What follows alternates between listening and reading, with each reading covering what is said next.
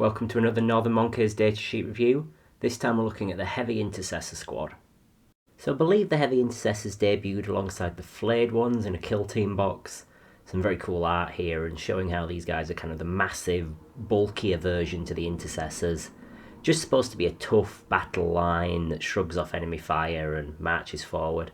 That's the idea anyway, but let's take a look at the detachments and the datasheets and the leaders for this unit to see how that actually pans out on the tabletop. So looking at the datasheet first, Heavy Intercessor squad. Only move 5, but with toughness 6, a 3-up save and 3 wounds. They're relatively durable, and as battle line they get 2 OC, which can be very, very valuable. And especially that battle line keyword in certain missions and certain game modes that gives you extra mission play abilities, which is really, really strong for scoring like secondaries and primary, generally quite good. When you look at these guys, they're kind of just a pile of really, really good stats for the points. Only 100 for 5 or 200 for 10. Quite cheap for Space Marines considering how expensive they are. You get 3 aggressors for the same price as 5 of these guys. So it's a lot more durability. And on top of that, relatively decent guns. The heavy bolt rifle with its 30 range, assault and heavy. You've just got a decent chance of being able to chip away at your enemies. Strength 5, damage 2, very, very nice. The AP 1 is a bit of a worry. So you're always going to be wanting to look for ways to either give them extra AP, take away your opponent's cover, or both. I think that really lets this unit's guns kind of speak out and punch up. It's really, really nice. And on top of that, you can throw a free heavy bolter in there. It all hits on 3s, it's got sustained hits. There's no reason not to slam a 1 or 2 heavy bolters in this unit, depending on the squad size. They don't have the best melee option, but still, 15 attacks from a little 5-man squad of these guys, they'll punch other stuff to death like enemy skirmisher units. And because they have that OC2, it means like little squads of guys aren't going to be able to steal objectives off them very easily. Let's say 5 racks come in and try and wipe out this squad. It doesn't really matter if you lose 1 or 2 guys because you're going to have that OC to kind of pressure them off, especially when your guys run in and thump a couple of them to death because they're Space Marines and they always get punching. And their ability, it's a bit of a weird one. Basically they get an extra save against anything that's damage 1. So sort of little las guns and stuff like that, they'll get 2-up saves against. Other things like Eldar guns that have a pip of AP that'll get negated as long as it's damage 1. Now this is good, it really stops them from being like worn down by a lot of little chip shots. The difference between a 2-up and a 3-up save can be quite remarkable at times. So I'm not saying it's a bad ability. You have to be in range of an objective marker to get it, but and it also has to be an objective marker you control, so your opponent can kind of steal it off you in the movement phase if you're not careful. But these guys do have a lot of OC, so you don't have to worry about that too much. However, I think the kind of problem with this is these guys are 3 wounds, so what people are going to be wanting to shoot at these guys are like 3 damage preferably, which obviously then means they basically don't have an ability. So you're more having to rely on their base stats of just a lot of chunky wounds for 100 points and hoping that's good enough. Now one of the best detachments for these guys might be the Vanguard spearhead, ironically. This sort of sneaky detachment with your giant Gravis Marines. But any enemy that's outside of 12, they subtract 1 from the hit, you get the benefit of cover. So again, when they're on those objectives, any kind of ranged army is going to really, really struggle to take away these guys effectively. And if you had loads of them, perhaps spreading out all over the board, capturing all the primary, any ranged opponent is maybe going to struggle to kill them all without just losing the game because they score like 10 primary throughout the entire thing. Maybe that's a way to play these guys that'd be effective, but I think a lot of armies, even through all this, are still going to kill them. But there's a lot of other cool, neat bonuses for these guys in Vanguard Spearhead. You've got the Strike from the Shadows stratagem. This basically gives them +1 to hit and an extra pip of AP. I think that's really important for these guys' AP1 guns. And you might be tough enough to survive on an objective with that +1 save and the cover bonus and things like that, and be able to use the Deadly Prize stratagem to sticky it and then move off on the next turn and force your opponent to sacrifice one of their units to take that back from you. However, I do think there's a bit of a problem in that basically at that point you're not just a more expensive Intercessor. It's a tricky one to say.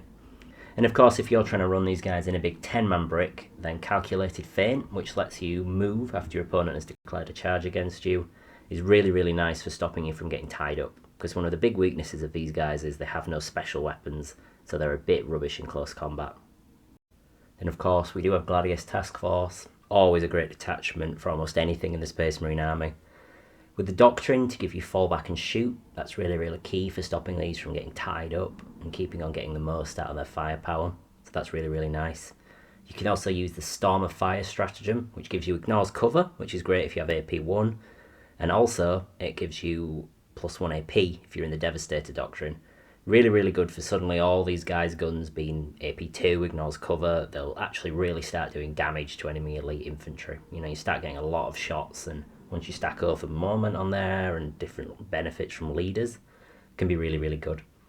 I think that's only worth it if you're trying to do a big 10-man brick of these guys, but still, it's worth thinking about. It is a lot of shots after all.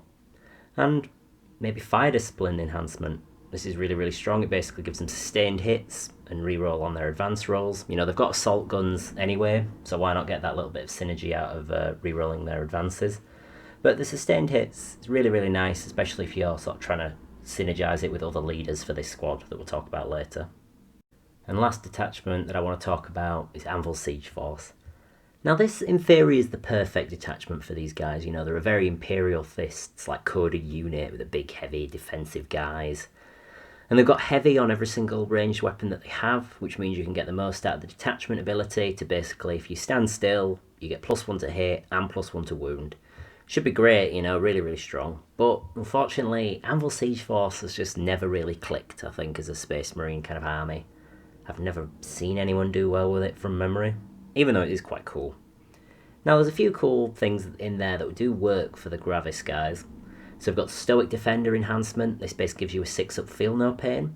Really good if you've got a big block of these guys, you know, 30 wounds with that 6-up feel no pain. It kind of gives your opponent a bit of inconsistency with any damage 3 and just generally makes them a bit more tanky.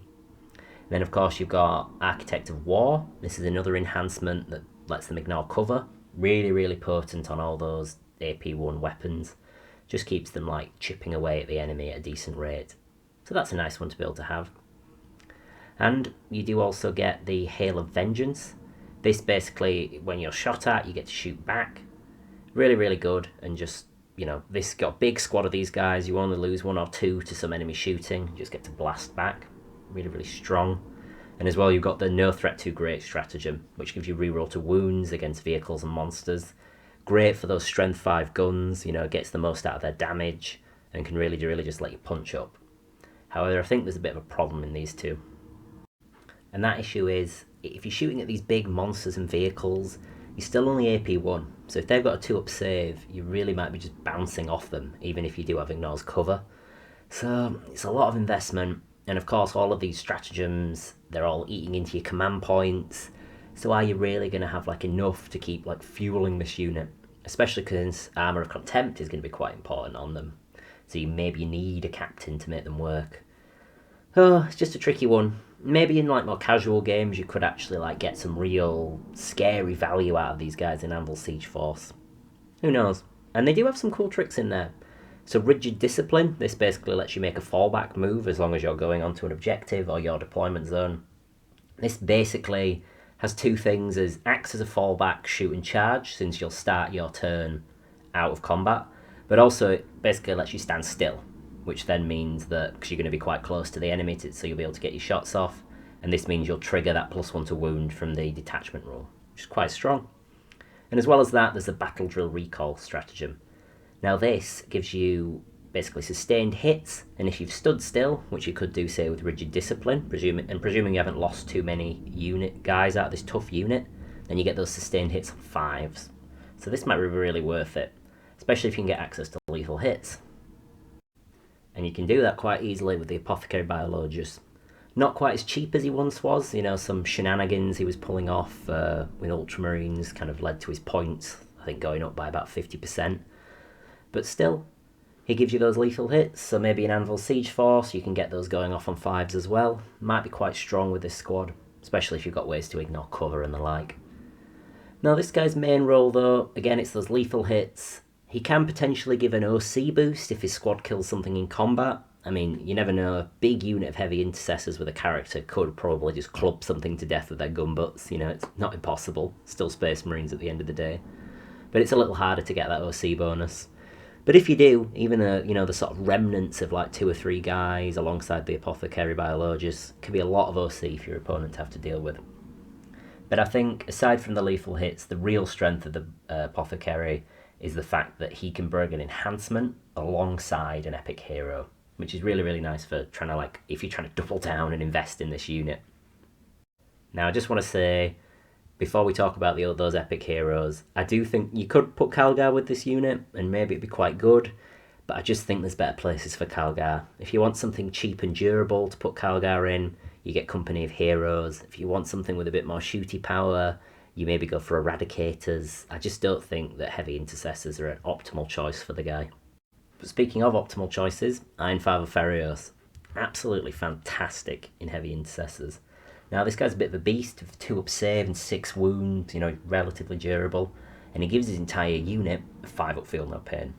Absolutely amazing on these guys. With the 3 wounds, it just means that odds on, any 3 damage attack that gets through these guys' armour, you're going to make one of those 5 up feel no pains, which means the next 3 damage attack is wasted. So it can just almost double the durability of this squad. And who knows, against like 2 damage attacks, you might get quite lucky and also eat up a lot of those. I used to run feirros with a big brick of aggressors back at the start of the edition, and they were just surprisingly tough to chew through. It really, really, if you spike on those saves, it can be very tough for your opponent to get through it. And this guy also has a decent gun, the Gorgon's Wrath. It has that nice range and a similar profile to their guns. So, he's nice for firing off chip shots alongside them, escorting vehicles around and healing them. Him with a big block of those guys, it can be quite good. He even gives them an extra pip of OC, so you can potentially putting like 31 OC on an objective if everyone crowds around. Really, really quite nice. I'd say the big downside to this guy is he is, for whatever reason, despite holding the rank in Iron Hands, this guy is not Captain Keyword, which means you can't put an Apothecary biologis with them, to my memory. Which is a bit of a shame, because it means the unit's going to kind of struggle for damage boosts.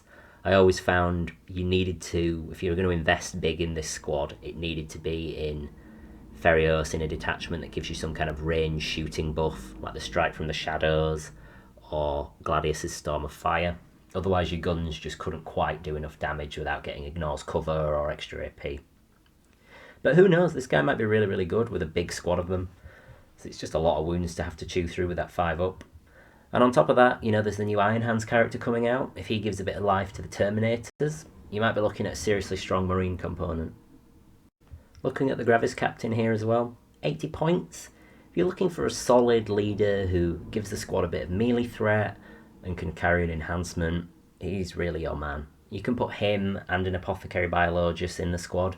It's all very expensive though. You end up at 350 points plus whatever you spend on the 2 enhancements, so close to a 400 point unit. It's quite the ask. But maybe the sort of withering hail of fire you can get out of them might be worth it. The command point reduction is great for all those like expensive stratagems we were talking about earlier. But, I don't know, maybe it's just too much of an investment. I like to personally run the Gravis guy on his own in Gladius, running around with the Artificer armour on. We've made a video about that tech choice. I'll try and link it above. And lastly, we've got Tor Garadon at 90 points. This guy gives his squad ignores cover. Really, really important. Like, I can't stress enough how much getting that is really, really good for this squad with their AP1. Just lets them chew up other Marines more efficiently, lets them put a bit of damage into vehicles. Very nice. And speaking of damage into vehicles, this guy gets an insane bonus versus vehicles and monsters. It's really, really strong. Turns his gun super dangerous. If you shoot him into a vehicle or monster, it's 2 shots, hits on 2s, strength 7, AP 3, 4 damage, and anti-vehicle 2+. Oof, really, really nice. Do kind of think that means that this guy might be better with some Eradicators, ironically, just getting all those rerolls, making sure those flat 4 damage shots go through. Plus giving your Eradicators ignore cover. It's quite important these days. But who knows? I think maybe this guy leading a squad of heavy intercessors, and if Imperial Fists get a new detachment, if Lysander gets a bit of a buff, could be really, really good, and potentially like a rival for Space Marine kind of meta. Who knows what they'll do? They might do something utterly crazy and make them really good.